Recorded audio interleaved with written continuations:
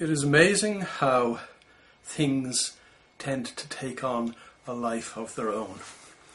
That something that starts off as a minor study, for example, becomes an accepted truth. For example, the whole concept of personality testing using the Myers-Briggs technique. I raised this because I raised it a couple of weeks ago in one of my reflections in the e-zine, and a couple of people came back to me and said, surely you cannot be serious in terms of how I described the origins of the Myers-Briggs tests, which have indeed grown up into a big industry. Myers-Briggs is not, as you might think, a coming together of two great minds, one called Myers and the other called Briggs.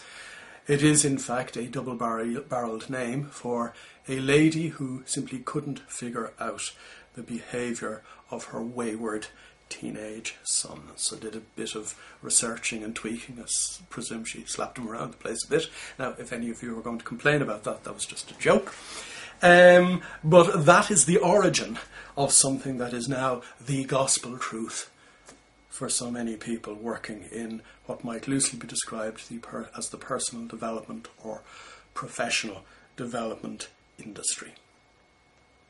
The interesting thing about research into Myers-Briggs is that if I were to take a test today and take another test later today, I would have a 2 in 3 chance of coming out with a totally different result. Research shows that 2/3 of people who take a Myers-Briggs test quite soon after the first test they took will come out with a different categorization. Now, I use the word categorization for a very particular reason. When you and I were 18 months old, we developed a set of pigeonholes in our head, what psychology calls the phenomenon of categorization. And what categorization enables us to do is it enables us stuff every new person that we meet from the age of 6 or 7 years on into one of those pigeonholes, whether they fit or not, and without giving the new person that we've just encountered any due consideration at all. It all happens automatically. It's one of the evolutionary psychological processes that I would have referred to in last week's video.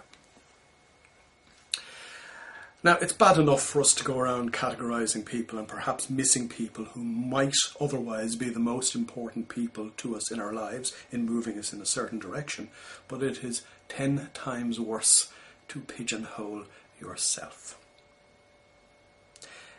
As a human being with potentially unlimited prospects,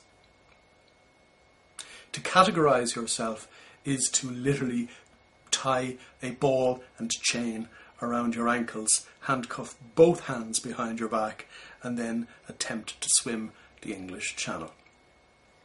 It's quite extraordinary what we will do to actually say, oh yeah, I fit into this particular box and you fit into that box, so put the two of us together and we'll make a good team. Indeed, if you were to look at the research in relation to team dynamics, you will find that only 1% of teams in business are not dysfunctional. Now, I'm not quoting one piece of research, I'm quoting what is known as meta-analysis, an analysis of a huge amount of research that stretches over 40 years. We love to box ourselves, we love to categorise ourselves, we love to say, I'm blue this or green that, and I don't even know the categorisations in Myers-Briggs, because to be quite honest, I couldn't be bothered. What does it do? It boxes me, it boxes you. Box yourself. And how in God's name are you going to realise what you truly want out of life? You're going to struggle to either get out of that box or build the box even better for yourself. Make yourself more comfortable in your little prison cell. For God's sake, for your own sake, break free. Forget all this nonsense. Forget all the stuff that is actually the fabric of modern management theory. Look around at what is happening in the world economy and tell me that modern management theory works, because it doesn't. It's time for you to open your eyes, time for you to get out of your box, time for you indeed to realise that there is no box and start being all that you can be. It's all in your mind. It's up to you to use your mind in the best possible way.